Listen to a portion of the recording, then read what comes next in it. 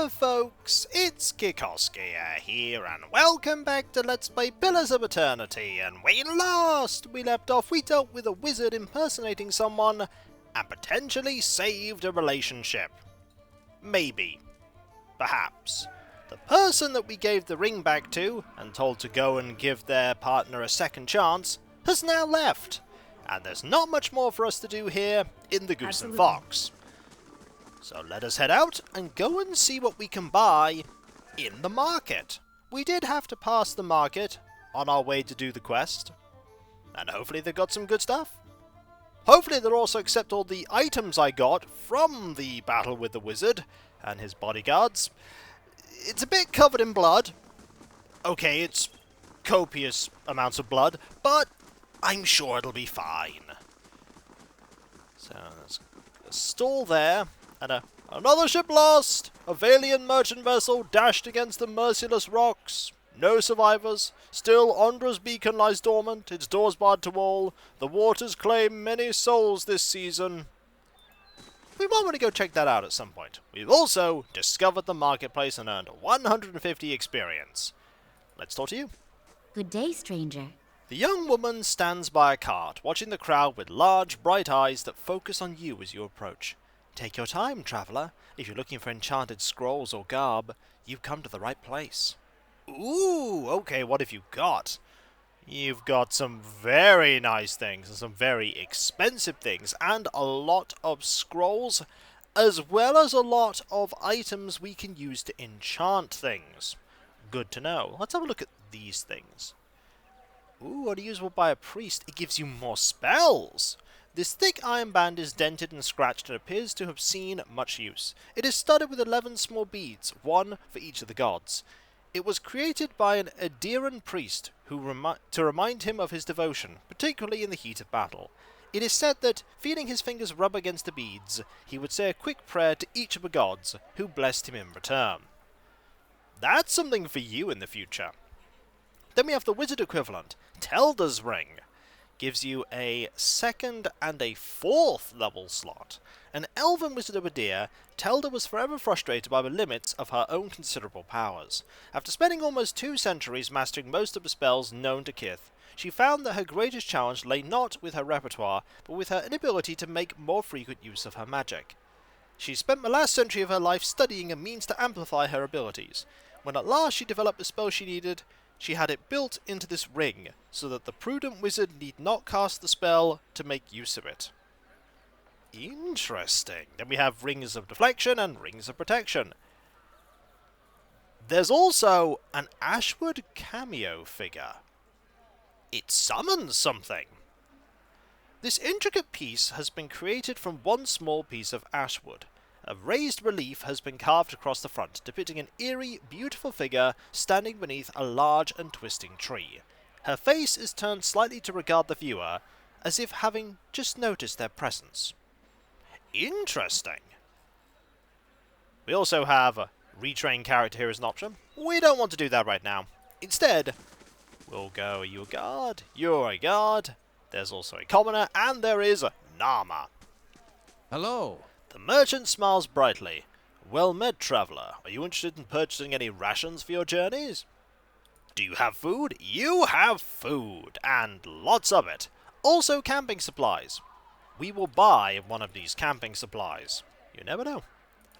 We might need it. Thank you. We also have you, 2 backer created characters, and Igran. Igran looks like someone we want to do business with. Welcome. Igran stands behind a stall, polishing a broadsword. The patterned flesh around his eyes is crinkled with age, and the muscles in his arms are knotty and lean, but he holds the weapon with ease. He nods to you. Come to take a look? You won't find a finer collection of armor and weaponry in Defiance Bay. Outside Solinit's, of course. He flashes a crooked smile. What's so special about Solinit? She operates in the expedition hall. He jerks a thumb over his shoulder.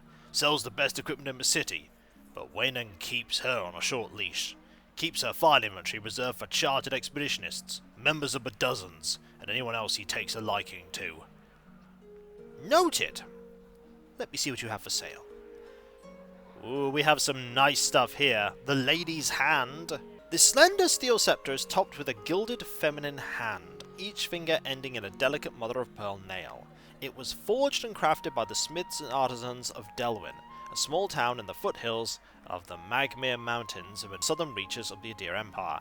The recipient was Lady Rhea Adelwan, 3rd Margreffa of Maghannon, who had recently emerged victorious from a brutal campaign against her march by barbarians and agents of a rival family. In leading the defense of the march, Lady Rhaegar had lost her left hand. The Emperor had this scepter created to reward her sacrifice during the protection of what was then the Empire's southernmost territory. Unfortunately for the Adelwan family, they only held the Maghannon territory for 2 more generations. With little money and no land, the family set out for the young colonies of Adirwood. The Lady's Hand saw renewed use in battle by Brannon Adelwan, Thane of the Low Meadows, during the War of Black Trees. There, Brannon used it to defeat Glanfathan warriors and spirit-animated trees that were marching out of the deep woods. For his service to the colonies, Brannon was made an Earl of the new territory of Black Sand, but bad luck struck the Adelwan family twice.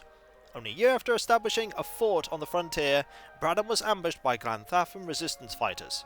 Finishing their main mission, the assassins then pursued his small family and killed every member, leaving no heirs to the House of Adelwan. Following the reinforcement of Black Sand's fort by its new Earl, the Adelwan family's belongings were distributed according to the known wishes of Brannon. Notably, the Lady's Hand, his great-great-grandmother's gift from the Emperor, was bequeathed to Sir Harrog Cardaf, a minor knight of New Heamar, alongside whom Brannon had fought in the War of Black Trees. More comfortable with the sword and shield than sceptre and grimoire, Sir Harrog displayed his friend's gift prominently in his home, but it never saw use in battle again. Interesting. What else do we have? We have a... is that a pike? That's a pike! Ooh, it's got even more reach. And it inflicts accuracy damage. Lost Thaon's Reach was once wielded by Theon Solmar Scionheard of the Grasp. While engaged in a skirmish against some Glanfathan rebels at the outskirts of New Heamar, Solmar cornered their leader at the edge of a cliff. The rebels quickly interposed themselves between Theon Solmar and their leader, seeking to prevent Solmar from striking the final blow. A skilled pikeman, Solmar was able to foul every attempt to strike him, and he ultimately dealt the rebel leader a mortal blow. Unfortunately, the pike's hooked blade became snagged upon the dying elf's armour, pulling Solmar over the edge of the cliff with his foe. Unfortunate, that's not that expensive. And everything else appears to be pretty humdrum. I say that, and then there's this helmet. Caswyn was one of the Brishal Gwyn of Air Glanfath, who received training from Dear Wooden Animancers around 2785 AI. When Drummond Row was founded 15 years later, she was one of the first ciphers to join. Though relatively old for an Orlan, she was one of its most enthusiastic and capable agents. Known as the Dunra Demon, she was ruthlessly methodical and infamous throughout Defiance Bay for prowling the streets in her helmet, searching for clues and connections. At the end of the Saints' War, she was over 40, and she was sent to a Godhammer Citadel to search for traces of Saint Waidwen. She never arrived, and years later her helmet was found on the road from Echo Bay. That would be a really nice helmet to give you. A really nice helmet. Should I get it now? Plus 2 intellect seems like a really good idea. Then again, plus 2 intellect's a good idea for you as well. Because I do believe you use intellect also. Yes, you do. Your intellect is 17. Your intellect right now is 18. You know what? I'm going to buy that helmet, and I'm going to give it to Grieving Mother. Hail and well met. Give that to Grieving Mother. So, we will buy this, and we will sell some of our less desirable items. We don't need this many fine scepters. We have a fine stiletto here, a fine mace, a fine greatsword. We don't need a fine spear. We don't need any of this stuff. At all. We can get rid of all of this. A lot of guns here. A lot of guns. We're still going with things. Oh my, we have a lot of things. Hang on. We just start dumping all these things off. This is just the weapons. Armor, we have even more. Yep, let's get rid of all this too. These two, and then all of these. And now we're making money. Do I want to get rid of the... I can get rid of that. Wait, do I want to get rid of that? That is just rapier, yep. That, and that, and that, and that. I'll get rid of some of these later. I don't think I need to do so right now. We have a very nice bow here. We'll trade. Helmet acquired, money acquired. So, you can buy that, and we'll put this away. Excellent. I'm here. I should save after all that. I have a few items in mind for future purchases, but not right now. I'd be glad to. Not right now. We also have nobody else here. There's an item we could just take. No one's going to mind. And the Admath's Den Expedition Hall. That's where the dozens are stationed. We're not going to go that way just yet. I will, however, grab this ale. Don't know why there's a tankard of ale in there, but there is. There are two people there. Can't go on the grass. Not allowed. Other place we could go to... There's a dormitory and the Hall of Revealed Mysteries. And there's a giant amphitheater. Let's go check out that giant amphitheater. If ever a side quest is going to start somewhere, it would be at a giant amphitheater. It just screams important stuff will go on here. You gonna shout some more? No! No, you are not. Right, the way to get to the amphitheater is the bridge here. I'm glad that nobody's reacting to a bear walking alongside us. Maybe animal companions are more common than I first thought. Is there a mercenary and a refugee? Most of the ruins worth exploring are out past Deerfoot. I didn't want to come here, but my village wasn't safe anymore. Anything happening here? Yes. Yes. Your time has come, Sigrun. Your life is at its end. No, Olafden, she calls to me, the Pallid Knight. And you have such poor luck with women as it is. Is it a performance? I cannot die yet. My children! What of my children? But you have no children. Of course I do, you fool. A wealth of them. Great armfuls of golden... That is, golden-haired tots, all of whom I love dearly. You think of money. Ah!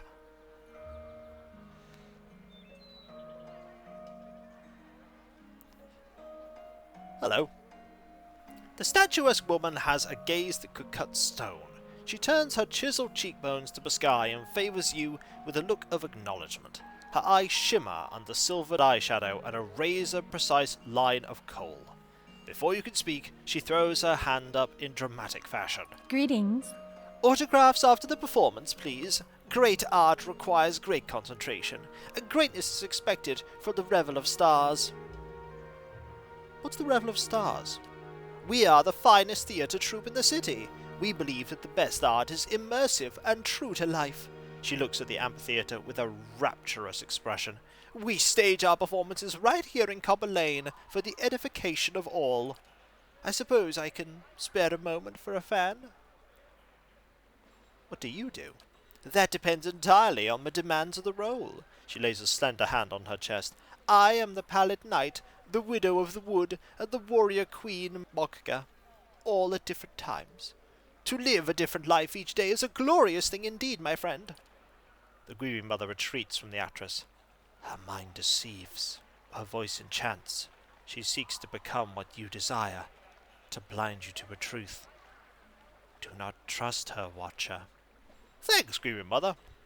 Does the Revel of Stars take in many new members? But of course, good drama is a balm to the soul, and we wish to offer a true theatrical experience to as many as possible. What kind of members do you take? We'll take in the new and old, the tall and small, the experienced and inexperienced, whoever is best suited to fulfill a role to the utmost. How long do you keep members? As long as they are able to satisfy the demands of their roles. She smooths a wayward strand of hair. True acting can be a grueling process, so some last longer than others. I'd like to ask something else. Very well, if you happen to know any aspiring thespians, please send them my way. Her lips stretched into a hungry smile. We always have a place for novices. I don't trust you at all. Grievy Mother's right. Farewell. We have here Kadal. Want to speak with you? Sorry, can't talk right now. Can we just... Okay, actor... Understudy. Can we talk to the understudies? The Stelga stain on Ride's bunker. Though the road is long and the fighting fierce, my courage will not fail. They're just going to perform to each other. That is fair enough. What's the line? So we'll leave them to it. I think they're going to be involved in a... Ooh, the catacombs of that. They're going to be involved in a different quest later. You know, head this way. There's a guard. You were so lovely back then. Hello? This elderly man paces back and forth, taking short, hobbled steps. His gaze is distant, and beneath it are the dark rings of many restless nights. He appears to be having a conversation with someone who isn't there. And the way you fought, cutting down two at a time, we shared quite a victory, you and I. Who are you talking to? The man looks up at you, startled. By the flame. Just for a moment I thought I heard her. He puts a hand on his chest, catching his breath. What troubles you? Just the memories of my youth in the North Watch Rangers, trials and adventures from a lifetime ago. He shakes his head. Of late, the memory of lost battles and fallen friends has been especially vivid. Why don't you tell me about them? It's been nearly 60 years. We were known throughout the Deerwood then.